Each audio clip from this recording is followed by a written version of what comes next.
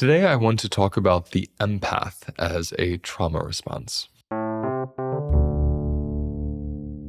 It's really easy to see ourselves as our trauma responses and to create identities from them. For example, somebody stuck in a fight response might call themselves a bad bitch or a fighter. Someone stuck in a fawning response, someone who's always people-pleasing, might call themselves the nice one or the peacemaker. People stuck in freeze response will often call themselves unmotivated or lazy. But none of these things are who we are. It's something our body is doing. And over time, we start identifying with it and even creating reasons why we're trying to validate having it or doing the behaviors that come from these trauma responses. The empath as an identity, I argue, is a trauma response, and I'm going to explain why. I have yet to meet someone who calls themselves an empath and is lit and has so much energy that they can't sleep at night because of all the beauty, all the joy, all the happiness that exists in the world.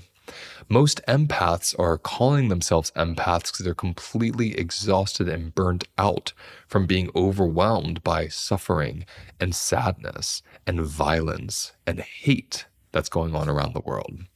And what I find interesting about that is empathy is, for me, a non-binary experience. Empathy is a fluid experience, meaning I feel what I witness. So if I'm looking at a flower blossoming, I feel that blossoming in my body. When I'm looking at somebody crying, I feel something in my chest and maybe tears moving to my face. When I see somebody laughing, it brings some ease and I might start laughing. When I see a city being bombed, I feel the dread and the pain of human suffering. That's empathy. That's somatic empathy from witnessing someone's experience. And empathy is really important. It's an incredible tool for humanity because we're able to have some sensational experience of something we haven't gone through, which creates a bridge of understanding and connection. Empathy is an incredible tool. However, when your body is only empathizing with suffering, your body is most likely in a trauma response. Because when we're stuck in survival mode, we are constantly on alert for threat and for danger and for crisis. So the body is using its beautiful gift to empathize with, but only in the direction of suffering and pain. This is what makes it a trauma response for me, because the empathy has gotten stuck on one side of the spectrum.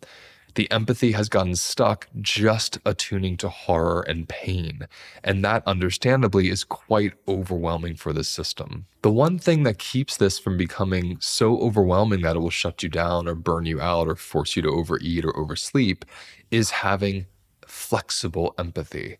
Having empathy that can go from watching and feeling suffering to watching and feeling joy.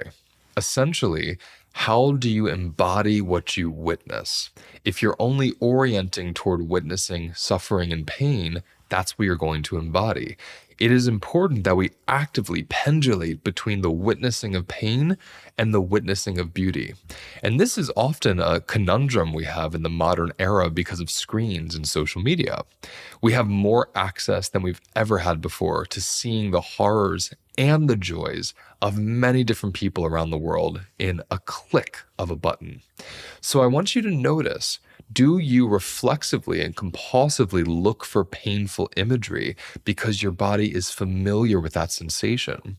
Because the constriction and the crises and the pain and the stress response that arises from witnessing such horror is actually familiar for you. I would argue it's uncomfortable. We say things like, I'm comfortable with pain.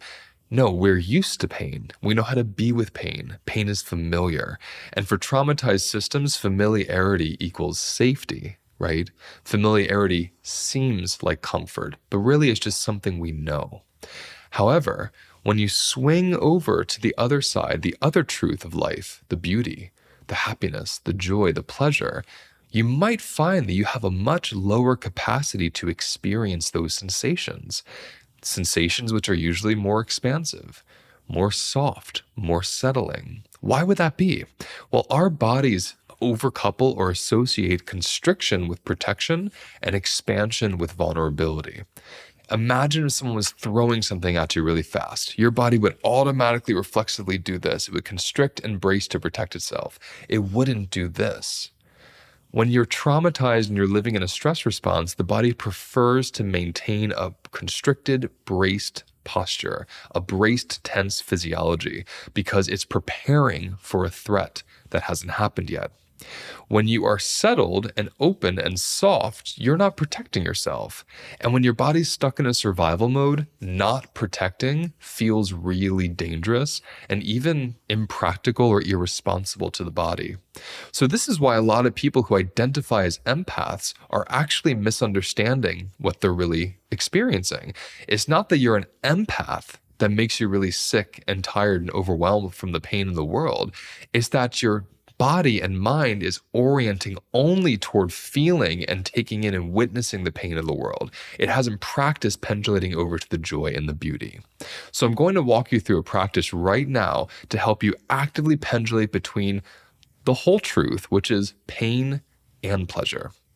So I want everyone to pause and think about something going on in the world right now, even in your world, that causes you some pain, that you empathize with and it feels uncomfortable, overwhelming, emotionally overwhelming, or just physically uncomfortable.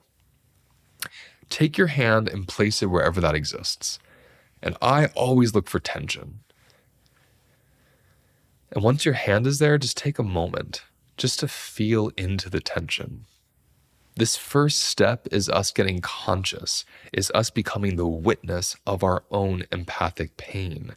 Rather than living from it unconsciously, we can actually hold it and touch it. It's not you, but it is happening inside of you.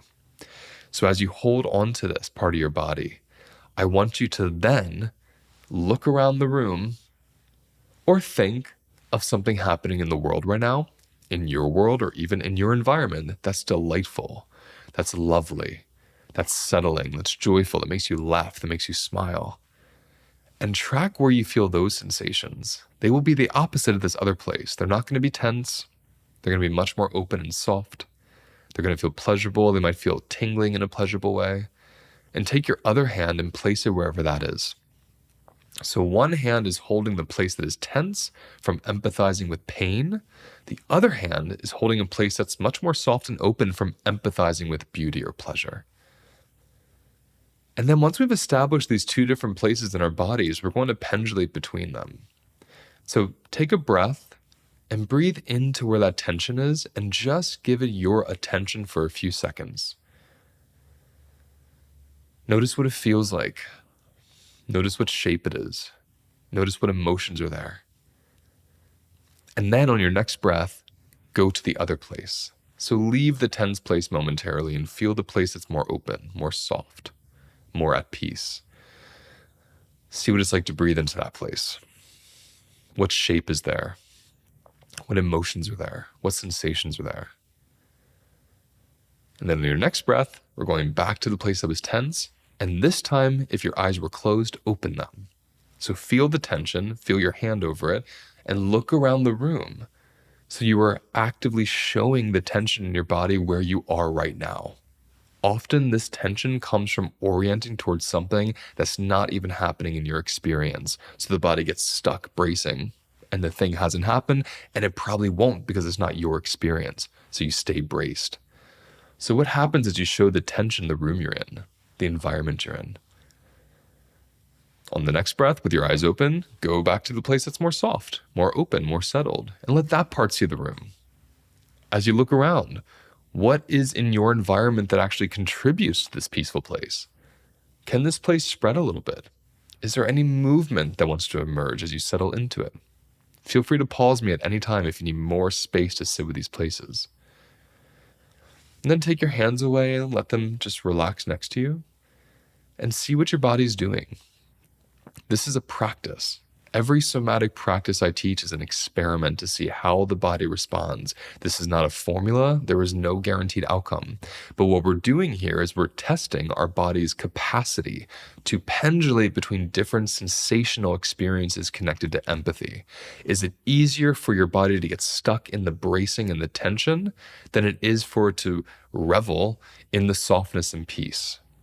Notice how quick you are to identify yourself as a sensitive person or an empath without realizing those same sensitivities can be used to experience joy if only you practiced orienting to it more. This practice is not intended to bypass pain for pleasure. It's also not intended to bypass pleasure for pain. The thing I love about active pendulation is we're with both.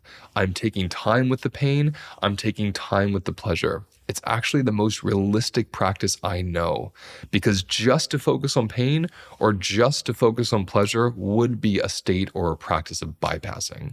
So see what emerges for you here. Tell me in the comments what you learned and any questions you might have. And thank you for practicing with me. Thank you for watching today's episode. Please like and subscribe if you found it useful, and let me know in the comments what you want me to cover next.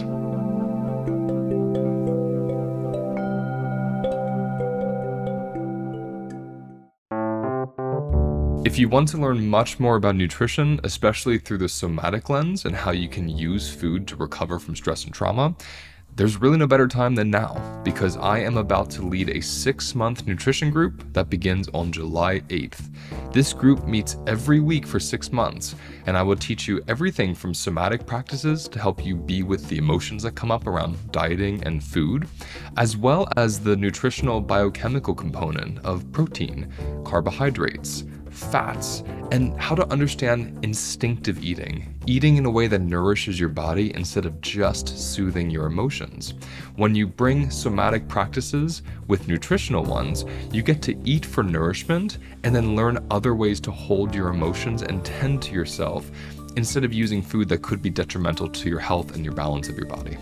For more information about this group, please click on the link below in the episode details, and you have until July 7th to register. I look forward to seeing you in there. I have developed a 4-week self-paced course that takes 18 years of my personal and professional experience and puts it into one place where you can easily and quickly learn the foundations of recovering from stress and trauma. How does the food you eat affect your stress levels? How do the relationships in your life create stress or peace?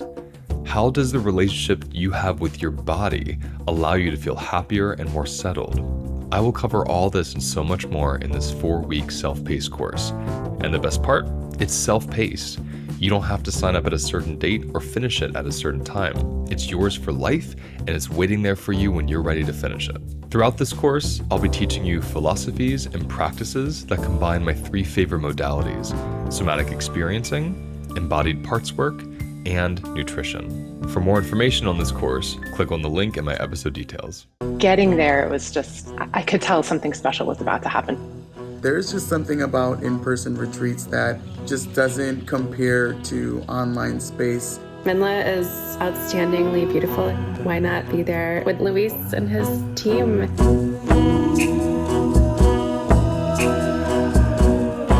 My body knew that something intense was going to happen in the most beautiful way. It was all about getting what each and every one of us needed and what the community needed. My biggest takeaway is that I got introduced to myself.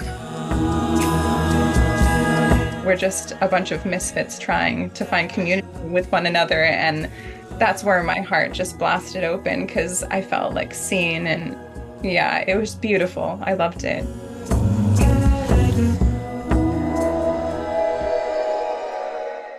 Oh, and I forgot to mention something very important. I'm offering a $700 discount for anyone who registers before April 15th because this is our last US-based HLN team retreat until 2027. In 2026, we'll be doing this in Europe. So if you want to get in this year in upstate New York, in America, please visit holisticlifenavigation.com, click on events, find the retreat, and when you go to the registration page, make sure you type in the discount code HLN700. And as long as it's before April 15th, you get $700 off your entire purchase. So check the calendar right now, and if it's before April 15th, go register, enjoy the discount, and I cannot wait to see you there.